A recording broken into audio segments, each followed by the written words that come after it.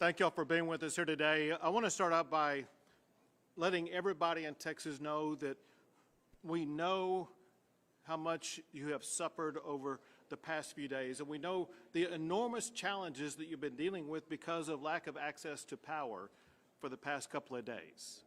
And it's exactly because of that that we've had everybody in every agency in the state of Texas who focuses on power working around the clock to make sure that they were going to provide to you the power that you need and the power that you deserve. And I want to thank everyone who has been working around the clock across the state of Texas for the past 24 hours. And because of their work, I'm able to tell you this. Since our press conference yesterday, power has been restored to nearly 2 million homes across Texas. There continue to be approximately 325,000 Texans without power. However, those without power are not without power because of the lack of ability to generate power. Instead, those without power are being impacted either by power lines that are down or the need to manually reconnect the premises to power. So as of this press conference right now, there are no outages of power across the state of Texas because of lack of generation or lack of the ability to generate power. That said, I also want to be clear with Texans because you need to know. There will be more cold temperatures in various regions across the state of Texas tonight. ERCOT will continue to work to manage the power to ensure that power will not go down in residential areas across the state, but we still have to deal with the uncertainty of what is going on at the power generation facilities. We hope and anticipate no location will be without power tonight. The good news is we are starting the evening with every resident in the state of Texas not lacking the generation of power. Also, I am told, as it concerns the power companies that do the repair of the power lines and as well as the connection to houses, that every available repair truck has been dispatched to repair those down power lines. Know that the repair of the down power lines and the reconnected, that is not a task that is delegated to the state of Texas. That is a task that is conducted by the power companies that operate in your particular area. That said, Texas agencies will continue to work around the clock with our local partners, with residential areas, with industrial and commercial users until power is restored to every single location across the state. Now, right now, we are focused on 5 tasks. First is to continue to use 5 tasks. First is to continue to use every single tool available to get all power restored to all Texans. I have already issued waivers and taken executive actions to expedite that process. Earlier today, I had a call with energy providers to work on additional ways to ensure that we get more power to people in the state of Texas. And they have shared with us already ideas and action plans that we will be able to take to ensure that oncoming power. Second, we need to ensure that we use every tool possible to get water restored to our fellow Texans. I also had a call earlier today with water providers to work on additional ways to expedite getting clean water to Texans. We are in the process, as we speak, of evaluating waivers as well as executive orders that can be used to speed up that process. In the aftermath of the phone call we had earlier, we did receive an abundance of ideas from those local water providers. They've been provided to Toby, who is the executive director of the Texas Commission on Environmental Quality. He and his team, as well as a team of lawyers, are working on strategies to make sure that we will be able to swiftly address water challenges. Third, We are organizing efforts to help Texans who are challenged by broken water pipes. Along those lines, today, I am making a formal request of the President for a major disaster declaration. If granted, this will give Texans the ability to apply for individual assistance from FEMA. That individual assistance will assist them with funding to restore damage to their homes to the extent that it is not covered by private insurance. In addition to that, we continue to work with VOADs as well as faith-based organizations to assist families who live in residences who may be impacted by broken pipes, because we know the magnitude of that challenge and we want to provide people and resources to help you be able to respond to that challenge. Fourth, we are organizing the process of getting aid to Texans in need. Part of that is the efforts already undertaken and continuing by the Texas National Guard to assist those in need, and either getting them to warming centers or helping to set up warming centers or providing them whatever else they may need. We also continue to increase the number of warming centers across the state. To find out where a warming center is located, go to www.tdem.texas.gov/WARM. I'll do that again. To find out a warming center near you, go to www.tdem.texas.gov/WARM. We've also had many generous Texans, as we always do, who inquire about how they can help. And I want to give them some specific ideas. One is to help in providing food to those who need the food. A way you can do this is to go to this website location, www.feedingtexas.org. And I will spell that out. It's www.feedingtexas.org. Additionally, for other supplies other than food, we always encourage people to work with the Red Cross. And you can locate them also on the internet at www.redcross.org. Spelled out, that's www.redcross.org. Fifth, we have already begun the process to make sure that events like this never again happen in Texas. And that starts with reforming the agency in charge of electric reliability in Texas, which is ERCOT.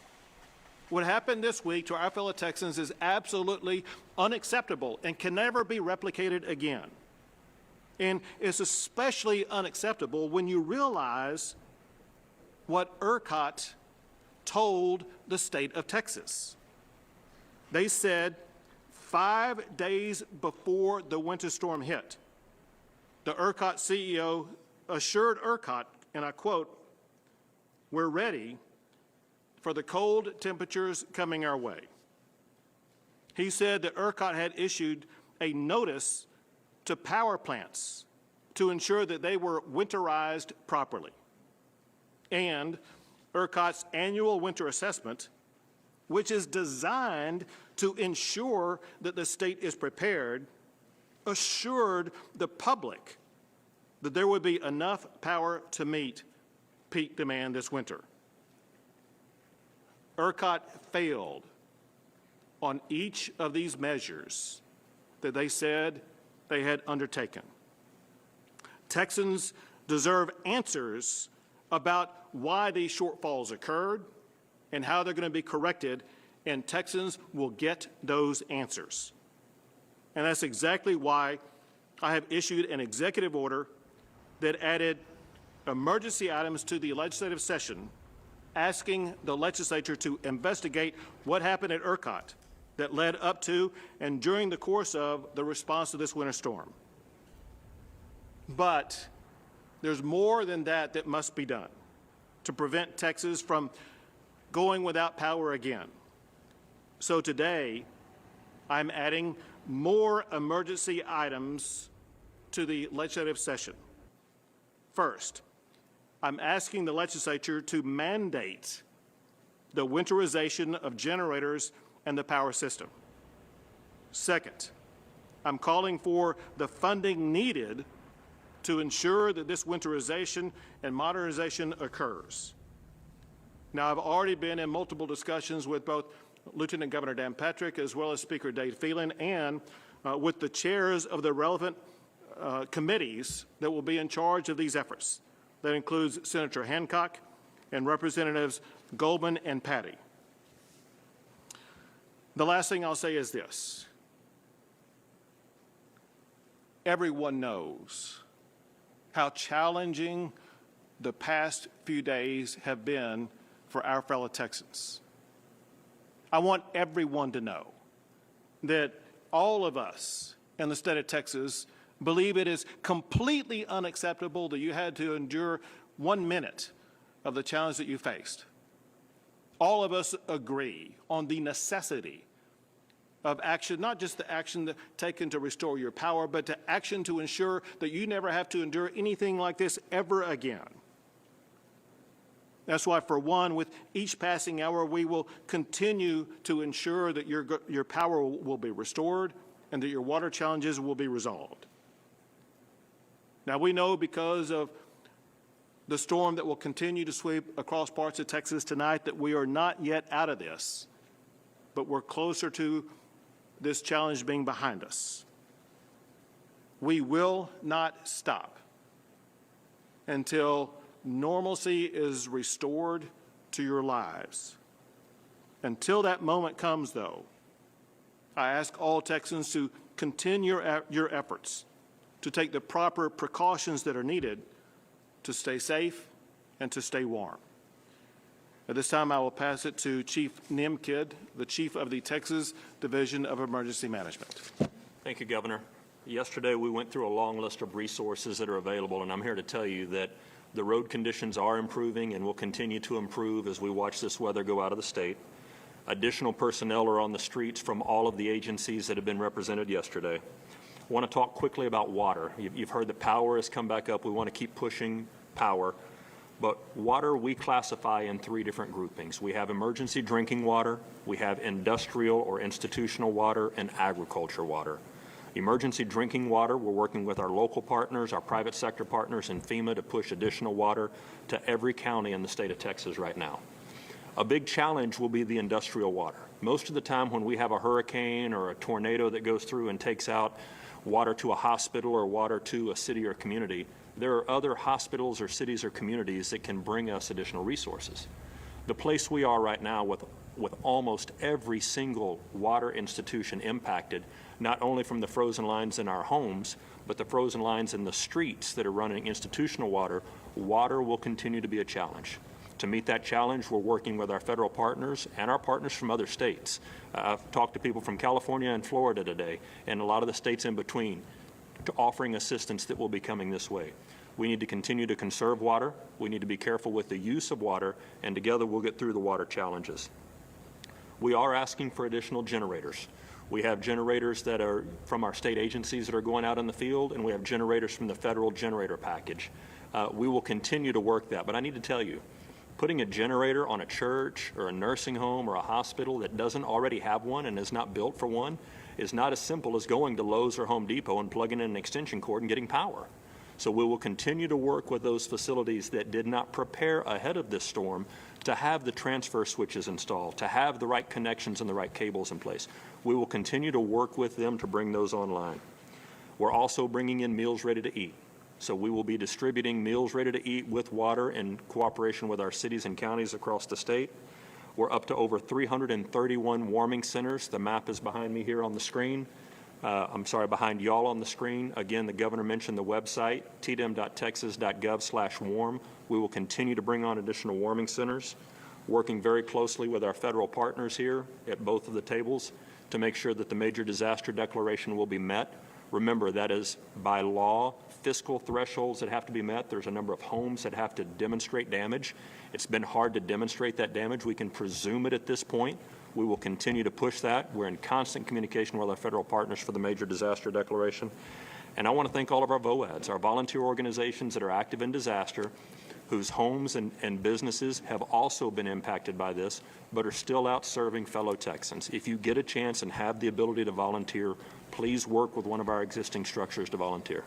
Thank you, Governor. Thank you, Chief. And now the state official who is in charge of response to water-based issues, Toby Baker, the Executive Director for the Texas Commission on Environmental Quality.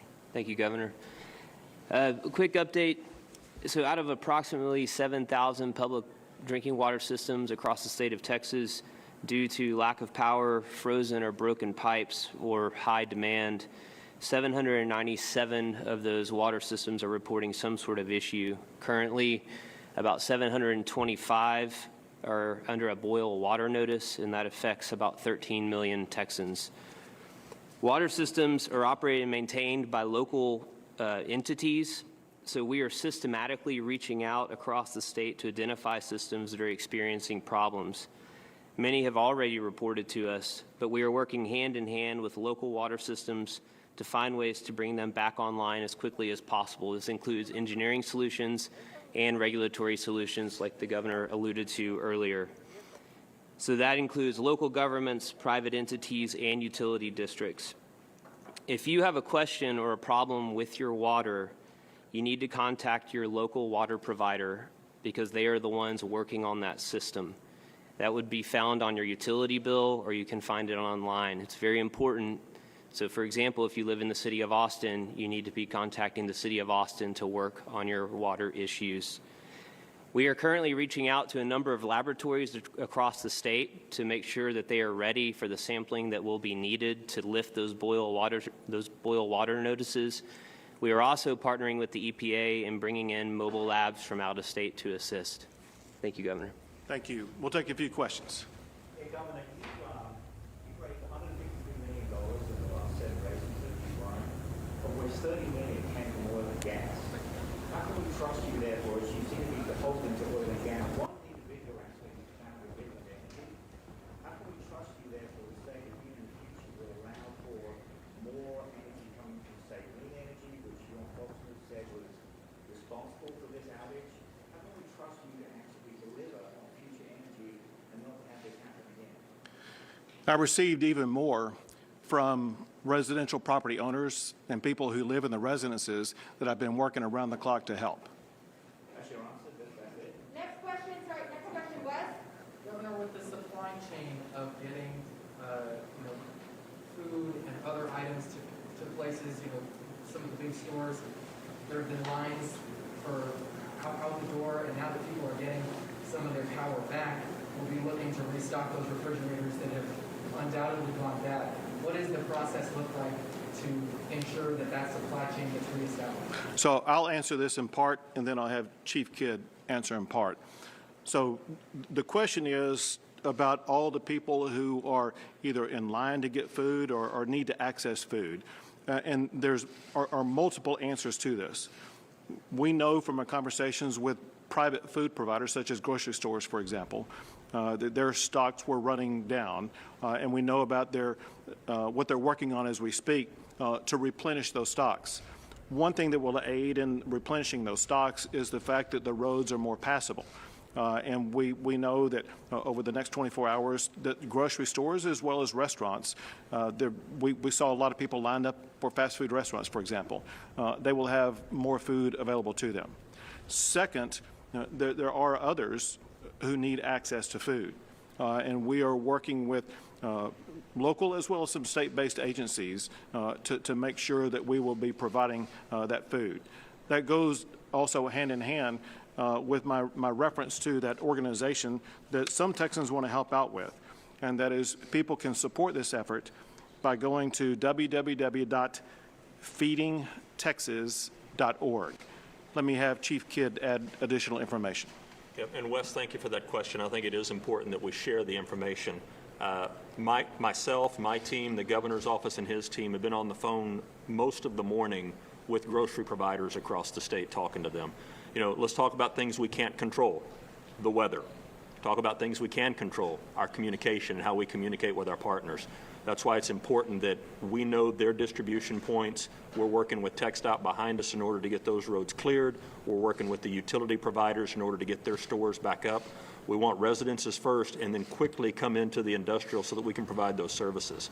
We've also talked to FEMA about additional meals ready to eat, that temporary gap if we have to, and had conversations with many of our major food banks across the state today, either by text or cell phone, about the resources that they need. And we will continue to provide additional updates on information, but more importantly, we're going to keep pushing food into this state. I ask, though, that we not hoard food. This is going to get to the point where you take what we need and we will work through this together. Yesterday you mentioned that there's millions of Texans that are under a boil water advisory. If these Texans were to drink that water, what are the repercussions of that? And then you mentioned that there was only 24 hours yesterday that you had to do the bacterial testing. Could that be any longer, or is there any updates to that? So, two parts there. Right. So if you're under boil water notice, you shouldn't drink the water unless you boil the water. And the reason for that is that, essentially, so take, for example, there's a water main break. What you have is what was a closed system is now an open system to the environment. And so think about dirt, mud, other things, bad things getting into the system. So that's the reason for a boil water notice. It can make you sick. It's not 100% it's going to make you sick, but it can make you sick if you drink that water without boiling it. So that's the reason for the boil water notice. As far as the testing goes, to come out of boil water notice, the requirement is that you do a bacteriological sample and analysis to make sure that that water's clean before you can lift the boil water notice. So that's why we're working with the labs across the state to make sure that those labs are ready to take those samples as soon as the systems, the integrity of the systems is restored. Is the EPA helping as well? Yes, we've reached out to the EPA. We have 2 mobile labs that are currently out of state that we've asked for them to move to the state so we can move those around the state as needed to help with the sampling. With respect to the plumbing waivers that you were talking about yesterday, what is that process like for people who would like to try and help? Is there a certain site that they can go to fill out that application? What is that process look like so they can help people get back to pick up all that? The process is 2 steps. One is for the plumbers, and that is for the plumbers who want to participate in this program, for them to contact the plumber board or plumbing board in the state of Texas. The second part of the process would be for the residential owners, people who live in homes. They just need to contact a plumber. And our goal is to make sure that when they contact plumbers, there will be a greater supply of them so that they will not have a shortage of plumbers. So the plumbing board is prepared to handle an influx of help? Yes. Governor, the OCOT held a press conference this morning, and the question was asked of how early were they in contact with you in your office? They mentioned that they are in regular contact with the PUC, and that they are, the PUC apparently acts as the liaison between you and them. PUC is a government entity. Do you hold any responsibility for what's going on right now? Let me tell you what I will do and what I am doing. I'm taking responsibility for the current status of ERCOT. Again, I find what has happened unacceptable. Let me tell you what I learned today. Just a couple of weeks before this winter storm occurred, they elected some new members. I think it's a new. We've been listening to Governor Abbott and other state officials giving us an update on what the state has been doing in this winter storm. A lot of information, but here's some highlights. The governor says that 2 million households have had power restored. Down power lines are an issue in some parts of the state, but lack of generation is no longer an issue. He says that the cold is returning. We know that, and ERCOT is still monitoring the power tonight. And he also says that ERCOT has failed. He's asking lawmakers to mandate winterization of generators and to allocate some funding for that. Now, if you want to listen to more of what the governor is saying, go to khou.com. Till then, let's check in with Blake for that other hard freeze that's coming tonight. That's right. A hard freeze warning in effect for most of our area, for temperatures dropping down into the teens and lower 20s. So another blistering cold night, very dangerous for those who remain without power. As we take a look at the tower cam time lapse here of the Woodlands, South Montgomery County, if you watch carefully, every now and then you'll see snowflakes go by. We did have a few light snow showers out there, and they're still out there towards Washington County, but I really think most of that begins to move out overnight tonight, and the skies clear out, and that's going to allow those temperatures to drop to very low levels once again. So that hard freeze tonight, teens and 20s expected area wide, and then by the afternoon heading into your finally Friday, yes, we are back into the 40s, and then it is a slow climb back into the 60s and 70s heading into next week. They have canceled the winter weather advisory here across southeast Texas, but we are still dealing with a winter storm out there towards San Antonio. So no winter weather advisories here, but the entire area for the most part, with the exception of right near the bay, is under a hard freeze warning, again for those temperatures in the teens and lower 20s. Right now we're at 33 degrees at Bush Airport, in Conroe, 38 degrees at Bush, 40 degrees at Hobby, already below freezing from Huntsville to College Station to Brenham. And these temperatures will just continue to drop as we head into the overnight hours tonight. We're already down to 25, 24 degrees by 6 a.m., 20 in Conroe, 16 up there in Huntsville, and 14 degrees there in College Station. And again, tomorrow we do it. Of ERCOT sent the correct information to the generators of power in the state so that all generators of power in the state were up and running to provide the power that was needed to feed into the grid so they wouldn't get compromised. These are all important issues and questions that the legislature must ask of these leaders, and to drill down into exactly what happened so that this never happens again. So what do you say to the person who is at home right now, who may not have power, who may not have water, who's saying, oh, this is great. The governor has all these plans and is doing this and doing that, but I'm sitting here in my house and it's 41 degrees. And they're telling me to boil my water, I've got no electricity to do that. What do you say to them as the governor, as the elected governor of this state right now? What I say to them first as a human being, that the challenges they're dealing with are true human struggles that they should never have to face. And as a human being, we want to alleviate the struggles that they are going through most immediately. But from a longer term perspective, as governor of Texas, I want to ensure this never happens again. What we've outlined today are the initial steps to both alleviate the current challenges that Texans are facing, such as having power generated sufficiently so that no one in the state of Texas should be without power right now unless their power lines are down, but also working to make sure that no Texan will ever go through this again.